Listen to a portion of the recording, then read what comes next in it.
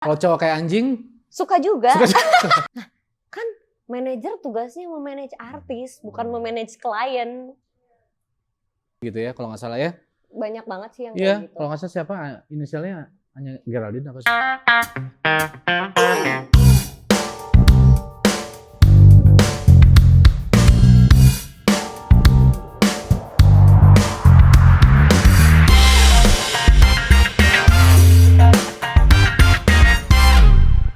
Nanda tanya kali ini kehadiran seorang artis cantik, penyanyi cantik, heboh dengan fenomena-fenomena di dunia industri. Banyak single yang dikeluarkan sama dia yang se-Indonesia kayaknya kalau lagu itu dibawain goyang semua, ya kan? Ayo goyang demam, agar hati senang. Cita-cita tak. Ya.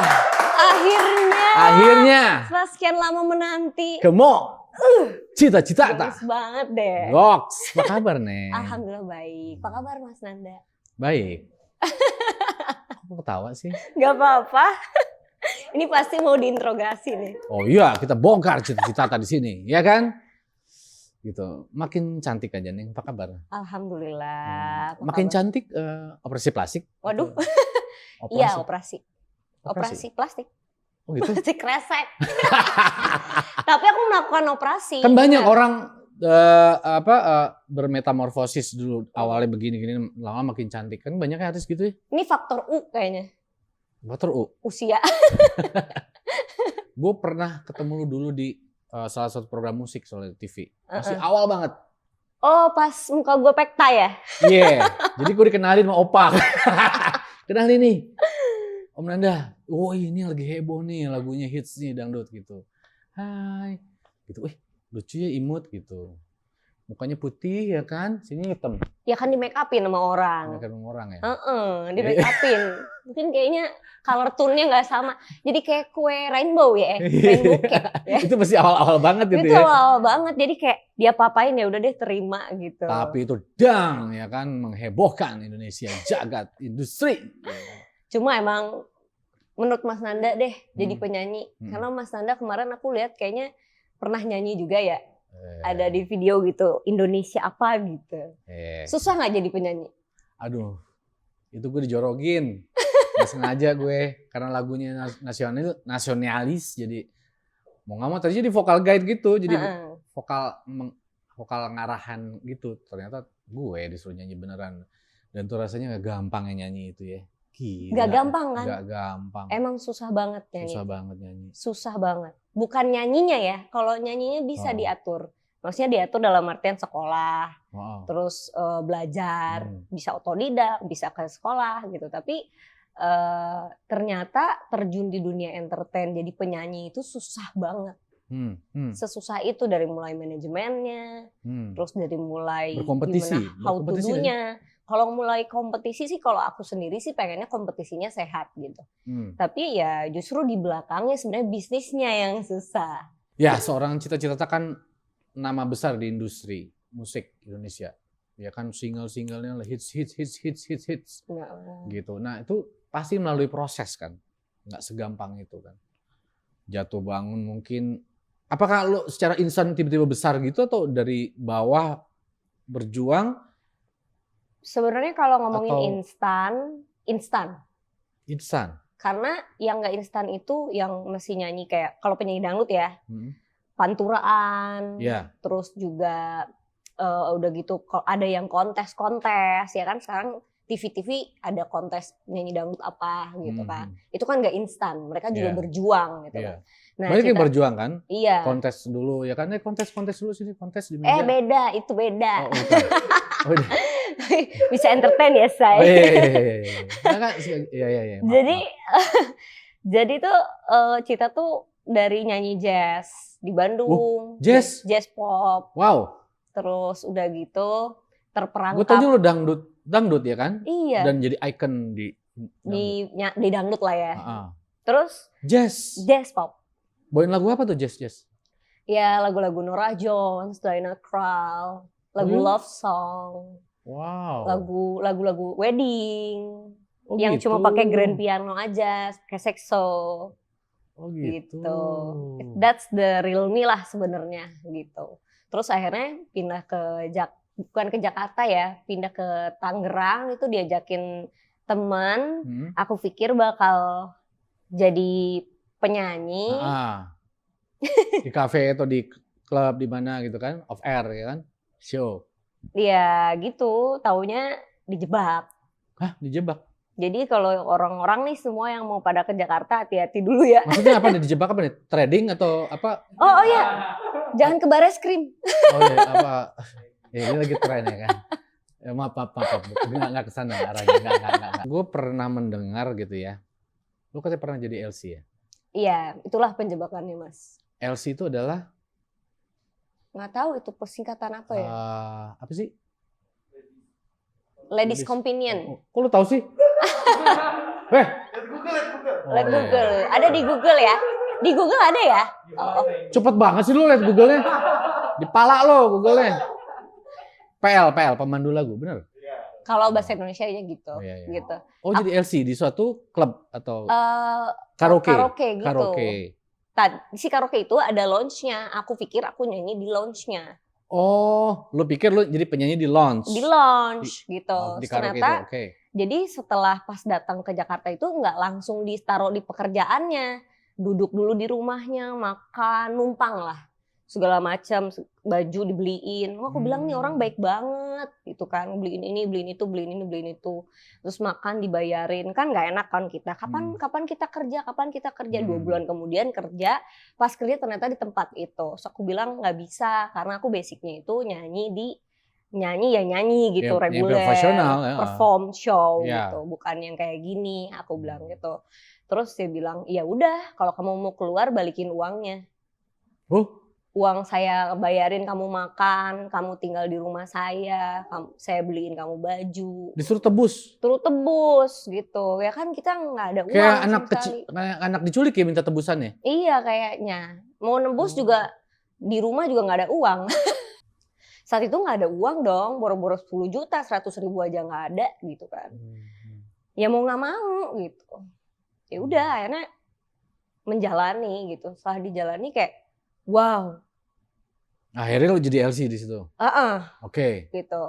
Wow, dunia seperti ini tuh luar biasa gitu. Ada tamu-tamu datang karaoke nemenin. Ada yang suka jahil nggak sih tamu-tamu gitu? Sering. Oh ya? Kadang suka timpuk aku pakai botol. Hah, tamunya? Aku timpuk pakai botol. Gara-gara? Gara-gara ya mau ngedeketin lah, mau nyium lah, apa gitu. Oh gitu. Terus aku nggak pernah dikeluarin. Mungkin dia nggak tahu tuh cita-cita. belum. Ya kan? Belum. Itu kan perjalanan kan. Oh iya. Gitu, belum gitu. Terus aku bilang sama manajernya, kayak kalau kamu mau aku di sini, suruh aku 1000 lagu daripada aku disuruh mesra-mesraan gitu sama orang yang nggak aku kenal. Gitu. Walaupun ngasih tip gede. Iya, walaupun ngasih tipnya gede. Aku nggak peduli saat itu. Yang penting aku balikin dulu uangnya, tapi aku nyanyi gitu. Jadi niatku di situ nyanyi aja. Gitu. Tapi ya again and again ketika pas udah lagu Sakit Itu di Sini meledak gitu kan. Terus kemudian muncullah kontroversi ini. Teman-teman sendirilah yang mengeluarkan statement di Twitter saat itu. Jadi ngirim ke semua infotainment di tweet. Teman sendiri loh, sahabat sendiri. Apa katanya? Cita-cita tuh pernah jadi LC loh. Cita-cita pernah jadi LC loh. Gitu. Terus emang kenapa? Itu kan pekerjaan. Iya. Gue juga sering kok ditemenin LC. Emang gue bukan maksudnya apa? Bukan maksudnya. Maksudnya. Bongkar. Bukan maksud. Jangan dikat, please. Bukan. Pas ketika udah jadi dan teman sendiri yang membuka, ya Cita ketika ada wartawan nanya, Cita kamu pernah jadi LC? Yes. So what? So what? It's a process dalam hidup. Dan teman-teman kamu itu kenapa nggak kamu tulis saja? Iri bilang bos. Gitu. Jadi aku bilang ya namanya hidup ada prosesnya. Cuma tergantung sudut pandang orang bener apa enggak. Terus kedua gitu kan, kita bisa nerima atau enggak masa lalu kita gitu. Ya. Kalau aku sih udah berdamai sama diri sendiri. Oke. Apalagi berdamai dengan masa lalu. Jadi ketika ada orang yang nanya, oh masa lalu jelek, iya gitu. Yang dilihat kan sekarang. Wow. Dan lo membuktikan lo menjadi penyanyi besar di Indonesia, berprestasi. Amin. Banyak penghargaan yang didapat. Amin. Top. Ya kan? Proses dan hasil. Proses tidak akan mengkhianati hasil. Kecuali kita dikhianati oleh pasangan kita. Loh, curhat. Oh enggak. Kecuali kita dikhianati manajer kita. Itu kita akan bahas nanti. Heran itu, ya kan? Ya kan? Terus gue nggak enak temen-temen juga soalnya. By the way, ngeluarin single baru ya? Iya. Nah, itu launching lagu baru tapi bukan dangdut. Why? Berarti balik lagi ke asal semula. Oh gitu. Iya. Itu karena dulu basicnya bukan memang dari murni dangdut ya kan? Iya, gitu. Jazz tadi ya kan? Pop, lagu-lagu standar. Jadi pandemi ini membawa berkah juga sih. Jadi banyak sekali kayak me time sendiri, ngaca, ngobrol sama diri sendiri. Kangen gak sih lo sama lo yang dulu? Iya sih kangen gitu.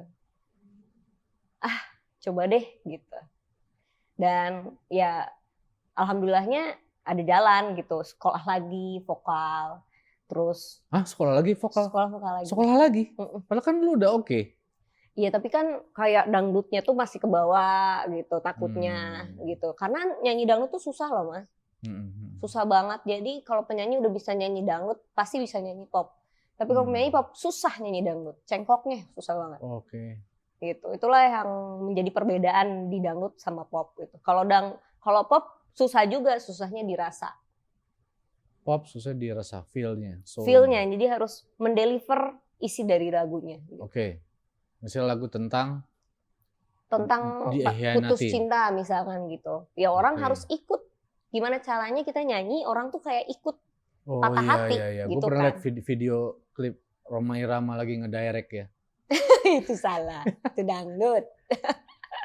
Tapi kalau dangdut tuh kan entertain, semua orang joget. Oh, lebih susah di pop? Susah. Oke. Nah nih ada pertanyaan. Sebagai musisi yang multi talenta dan multi genre, cita-cita masih identik dengan musik dangdut. Yang membuat musik dangdut spesial di mata cita-cita itu apa sih? Musik dangdut spesial karena musik dangdut cuma ada di Indonesia. Oke. Nama dangdut ini sudah cuma ada di Indonesia. Iya. Kalau di luar negeri dangdut. Iya, jadi dangdut. Oh, ya kan? Dangdut cuma ada di Indonesia kan? Iya benar kan? Iya juga ya. Kalau ngomongin originalitas enggak juga, karena kan dari India masuk sini gitu. India Melayu ya. India Melayu mix apa, terus sekarang jadi techno segala macam gitu. Tapi dangdut ya ada di Indonesia gitu, nama dangdut sendiri gitu. Terus udah gitu sekarang dangdut tuh makin eksis, banyak sekali media-media untuk penyanyi-penyanyi dangdut ini bisa lebih mengekspresikan dirinya, bikin karya gitu kan. Menurut perkembangan dunia dangdut sekarang gimana? Keren. Okay. Jadi ada dinamikanya kalau bahasanya penyanyi itu gitu, ada dinamika. Penyanyi klasik masih on stand, penyanyi yang milenial juga masih, itu pun di Jawa sekarang besar gitu. Jadi kalau menurut kita kayak keren sih sekarang dinamika penyanyi dangdut tuh semakin berkembang gitu.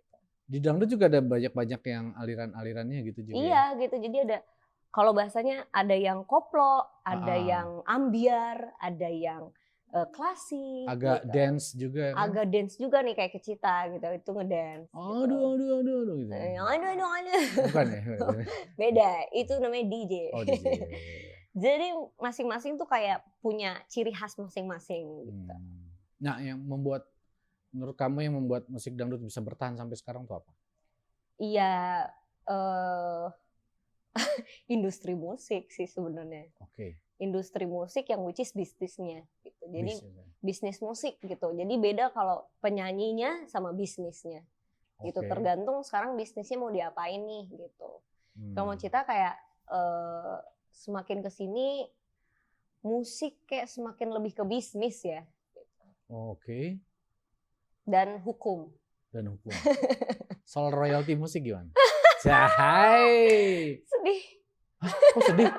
Seorang cita-cita loh. Royalti musiknya pasti. Come on. Cita-cita gitu loh. Iya gak sih? Iya, hati-hati aja memilih label. Oh gitu? Iya. Oh. Gitu aja. Terus juga seorang penyanyi harus tahu standar royalti itu berapa gitu. Oke.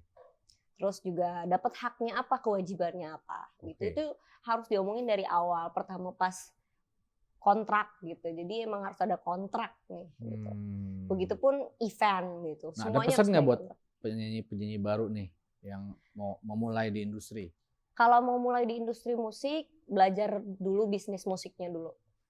Gitu. Harus tahu royalti itu berapa? Harus tahu royalti berapa, haknya apa, kewajiban kamu apa, terus kemudian standarnya, jangka waktunya itu harus tahu dulu.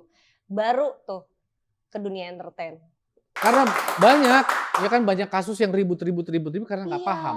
Nggak paham, nggak ngerti. Mau ngadu kemana bingung? Bingung, karena undang-undangnya instansinya juga, mana yang bisa menampung itu? Betul, gimana coba Bapak manajer? Bapak menterinya yang mana? Yang bisa menampung. Tolonglah Pak Menteri. Terus buat legislatif juga ya kan kita udah ngadu-ngadu bolak-balik ke Senayan. Minta ke gedung Senayan gimana ini undang-undang untuk para seniman. Udah berkali-kali seniman menghadap ke gedung kura-kura. Setelah itu seperti kura-kura tidak tahu. Kura-kura tidak tahu. Follow up-nya mana? Kamu. Saya suka ini. Saya suka tempat ini. Mohon maaf kalau singgung, ada yang tersinggung. Nggak apa-apa dah. Iya benar. Jadi kayak ya. Heran nih gue bahaya nih kayaknya. Bagus banget. Bagus gitu. Iya.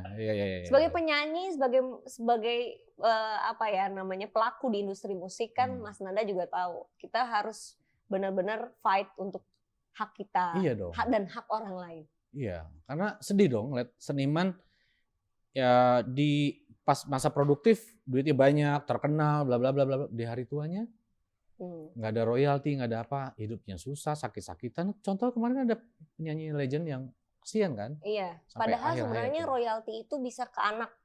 Bisa diwarisin. Bisa diwariskan ke anak, tapi ternyata malah enggak. Iya. Ada beberapa oknum yang tidak menyalurkan langsung. Oke. Dengar buat para mafia musik. Waspadalah. Gua juga harus waspada nih ngomong gitu. Takut juga nih kayaknya. By the way, apa yang terjadi kemarin dengan postingan seorang cita-cita tadi sosial medianya di IG? Ini dia nih di belakang. Sungguh mengecewakan. Pantes banyak yang mental sama Dese. Oh dia namanya Dese? Enggak sih, Dese tuh kayak dia gitu. Oh, kamu Dese. Iya Dese. Nggak nyangka Cin. Dia. Oh, Bung dan Bunda. Nah, ini ceritanya panjang nih, panjang. Panjang ya. Apakah ini apa yang terjadi? Apa yang terjadi? Iya. Ada event udah lama. Kemudian eventnya itu tanggal 26, tanggal 24 kita kena Delta Omicron. Wow. Mix tuh, jadi bukan Omicron doang. Oh, wow. Nyatanya ternyata. Berat dong. Lumayan berat. Jadi 24 itu udah ngasih tahu, berarti itu 3 hari sebelumnya dong. Iya. Apa 2 hari gitu. Berapa sih 4 ke 6 Sudah hari kan? Sudah diinfokan. Bahwa Cita sakit menderita COVID. Gitu. Dan COVID itu menular kan? Dan COVID itu menularkan, kecuali kalau tidak menular. Iya. Gitu kan. Terus saat itu Cita bilang, ya ini COVID nih gitu kan. Oke. Tapi si manajer, yang katanya manajerku, ini memaksa Cita untuk menyanyi di hari itu, di tanggal 26 itu. Alasannya? Ya alasannya ini udah kontrak segala macam, bla bla bla bla. Kita pas dibaca kontraknya, ya boleh sebenarnya, karena ini force major. Boleh dong, kan menularkan nggak boleh. Di acara aja suatu event kan mau dimulai harus di prokes, ada prokes. Ya coba gimana menurut Mas Nanda sebagai manajer? Lo kok jadi mancing ke gue ya? Ntar jadi buat gue dong nih omongannya. Enggak dong, ini pinter ya, Anda pinter ya? Pinter ya Cita-Cita ta? Ini netral tapi kan benar ya. Oke. Sebagai profesional. Profesional ya. Ini profesional pertanyaan. Saya profesional. Goblok lo manajer. Gini loh, COVID itu kan menular. setiap event yang akan diselenggarakan harus melalui prokes. CHSE itu ditetapkan oleh Kemenparekraf, Satgas dan lain-lain. Ya. Jadi masuk ruangan aja di swab dulu. Jadi nggak boleh. Apalagi sudah jelas kena COVID, terus lu terbang situ lu bisa nularin di pesawat, di bandara, dimanapun, termasuk ke klien lu, ke orang-orang yang hadir di acara lu. Jadi so come on, logikanya dipakai. Udah gitu uangnya katanya oke lah, uangnya dibalikin, nggak apa-apa. Ke klien. Oke. Cuma kan ada tim di belakang Cita yang sudah lock jadwal, yang biasanya mereka juga ngetimin artis-artis lain. Iya. Nih Cita nih, sorry nih, gue misalkan artis lain nih. Udah boleh menolak gak? pekerjaan-pekerjaan, tawaran udah pekerjaan. nolak pekerjaan Ya. lain. Kalau masalah Cita sendiri, oke lah, nggak apa-apa. Oke, nggak masalah. Cuma kan orang-orang ini gitu loh di belakang Cita, tolonglah kasih. Gitulah, kompensasi lah gitu kan, karena mereka sudah ngelok tanggal gitu, nggak dikasih juga. Jadi hak-haknya tuh nggak dikasih gitu, intinya gitu. Jadi menurut Cita, ya memang Cita harus menyuarakan ini. Gitu. Iya. Kasihan kan mereka udah lock jadwal, berharap nih, aduh ada kerjaan dari ternyata, karena memang mereka kan susah produksi banget. kan. Susah banget dapat kerjaan di kondisi seperti ini gitu. Dan akhirnya dari pihak klien nggak ada masalah? Dari pihak klien nggak ada masalah sama sekali. Oh gitu? Gitu, karena memang ternyata pas kita baca kontraknya memang udah termasuk force major. Kesehatan seorang artisnya, terus kemudian misalkan ada perang, ada bencana alam, itu kan termasuk force major. Iya, dan ini kan penyakit pandemi yang bisa menularkan orang. Ya, itu yang dipikirkan oleh Cita.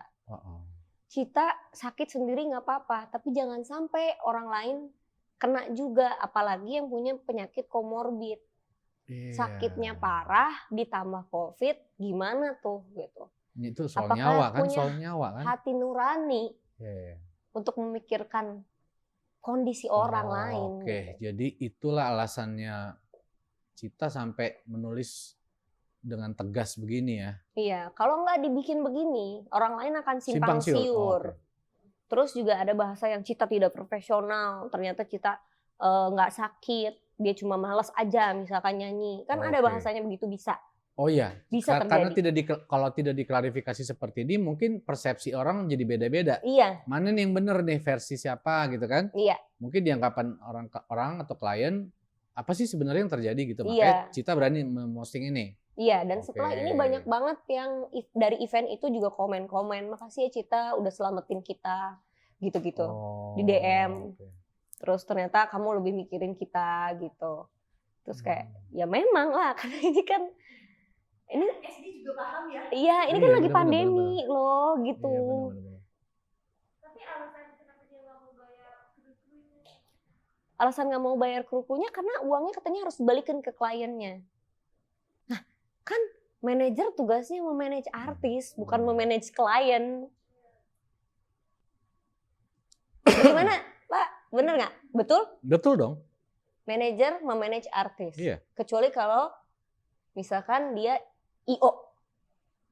IO-nya manage klien dong. Iya, gue decide artis gue dong. Iya dong, pasti harus. Iya dong. Tapi dia decide dia decide kliennya daripada artisnya. Berarti bukan manajer. Kenapa nggak manajerin kliennya?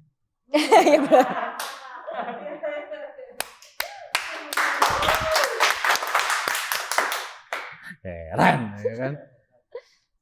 Berarti ya udahlah. Lagi rame banget kan. Kemarin juga ada salah seorang artis juga ya memposting ini bukan mulai hari ini bukan manajer saya lagi, namanya ini gitu ya kalau nggak salah ya. Banyak banget sih yang kayak gitu. Kalau nggak salah siapa inisialnya hanya Geraldine apa siapa? Jadi itu berpindah. Juga, iya benar. Iya, berpindahnya artis ke manajer lain bukan berarti artisnya yang salah. Bisa jadi. Bisa jadi manajernya juga yang salah. Tapi pindahnya artis juga ke manajer lain bisa jadi artisnya juga yang salah. Jadi jangan beda persepsi. Bisa juga artis yang salah manajernya nggak salah. Karena saya sebagai manajer sudah sering mengalami hal-hal yang artisnya yang melakukan penipuan terhadap saya. Iya itu ngapain? Karena Semangat. Karena kurangnya kedisiplinan. Iya, karena contohnya gitu. Jadi kayak tadi soal keuangannya. Dari klien transfer ke artisnya nggak transfer ke manajer. Lah, kebalik dong. Sering terjadi, Bu. Jadi ceritanya klien maunya transfer langsung ke artisnya atau artisnya transfer ke gue dulu. Dari situ baru transfer komisi ke manajer. Nah, banyak artis-artis yang tidak mentransfer komisi manajer. Kalau saya kebalik, Pak. Saya kebalik, saya nggak ditransfer. Kalau gitu kita sama-sama korban, tos dulu. Harusnya sebenarnya itu salah gue juga, karena trust tadi ya. Kadang hubungan artis dan manajer kayak sahabat, kayak saudara, kayak adik kakak.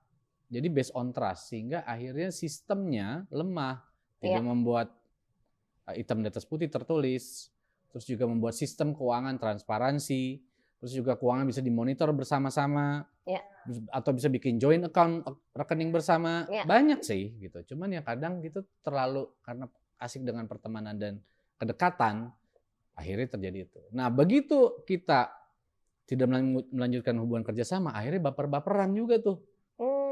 Kenapa sih lu udah gak sama dia, ada masalah apa kan gitu kan, kenapa lu udah gak sama dia, ada masalah ya? Yang dari artis ngomongnya A, yang dari manajer artis ngomongnya melakukan B. Pembenaran masing-masing nih, nggak mau disalahin ya kan, karena industri kecil ini bisnis servis jasa itu reputasi adalah nomor 1. Betul. Itu.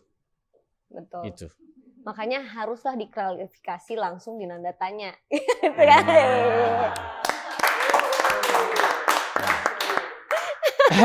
Masuk ya, Pak Eko. Masuk. Pilih berondong atau om-om? Pilih hidup tanpa pasangan atau ada pasangan tapi yang berisi?